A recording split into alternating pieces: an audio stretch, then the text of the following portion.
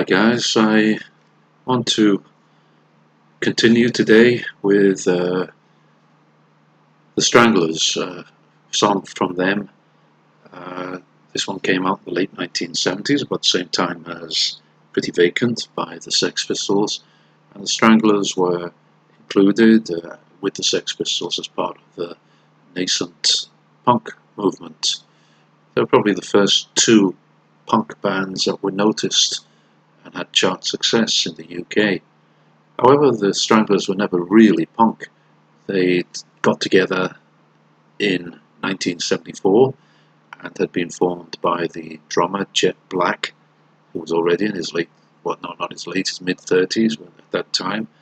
And they were older than the punks, and they were better educated, and they played their instruments better, they were more sophisticated.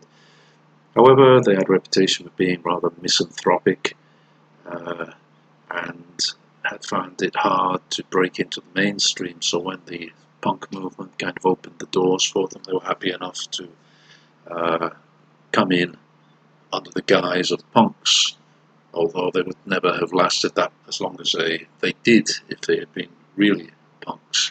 I think they're still going in some kind of iteration even today. So yeah, a famous band in the UK, well known for its use of the keyboards and its keyboard riffs, which are very memorable. This song was their first big hit, No More Heroes, and seems to be talking about the way in which we shouldn't rely on heroes. We should do what we can ourselves. The heroes are just like us. They have their failures, and they have to watch their Romans burn. They have to, like Nero, they have to watch what they did get destroyed. So let's bring it up.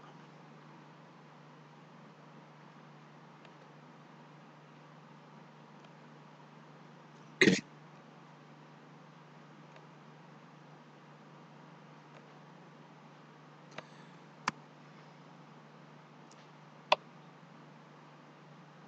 Paste. Okay. Bring it down. Right. Stranglers, No More Heroes.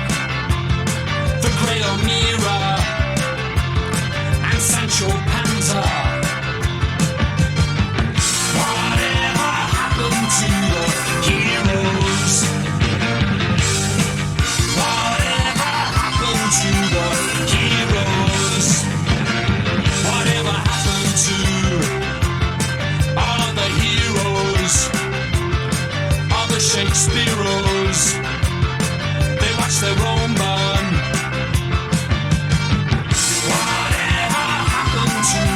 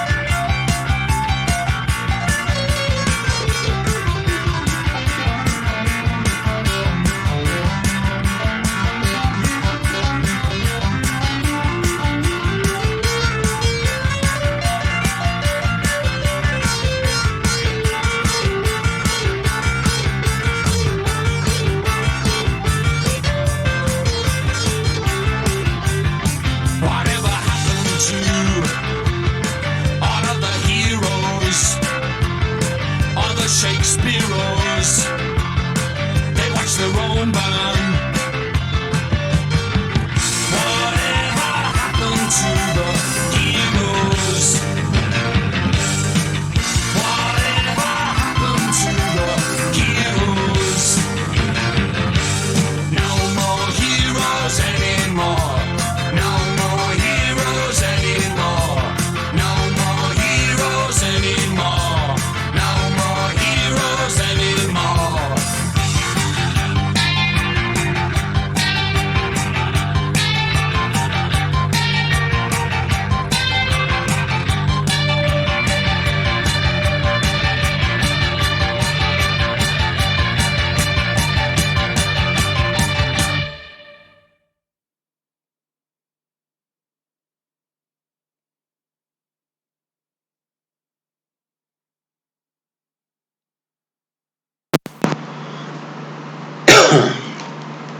Okay, so No More Heroes by the Stranglers. Yeah, when it came out, it had chart success. I don't know, it reached the top 10 of the UK chart, and yeah, it was the beginning of a long period of success for the Stranglers. But for me, it's really the first three albums that really show the real Stranglers. That's Ratus Novegicus, this one, No More Heroes, and Black and White. They did plenty of good. They did plenty of good stuff after that, but this was the best of the Stranglers, in my opinion, and the classic lineup with the bassist Jean-Claude Bernal and the lead guitarist Hugh Cornwall, Jet Black on drums, and was it Dave Greenwood on the keyboards. They Bernal and Hugh Cornwall took turns with lead vocals.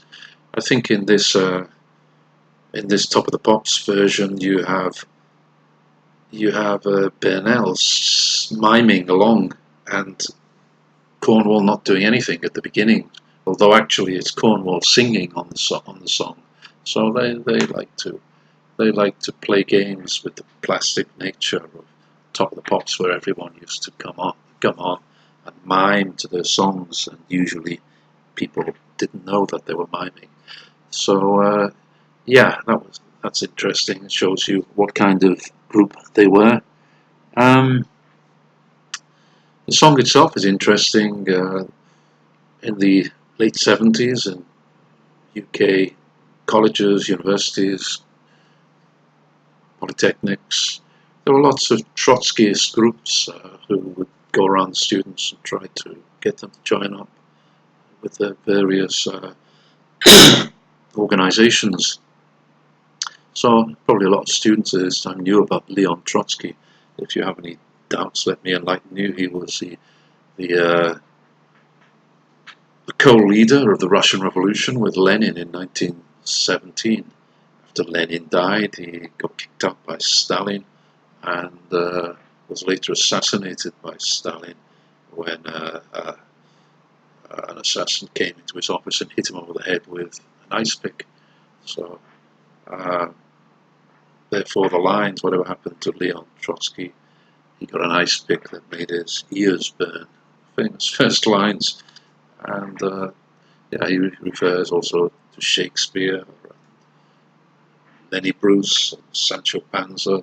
Don't believe in heroes, just try to do the best you can, and that's it. So, typical sort of Stranglers theme. They started off in Guildford in Surrey in the south of England. They were known as the Guildford Stranglers for a long time. Then they just reduced it to the Stranglers. Yeah, they were famous, as I said before, for this keyboard sound and the keyboard riffs.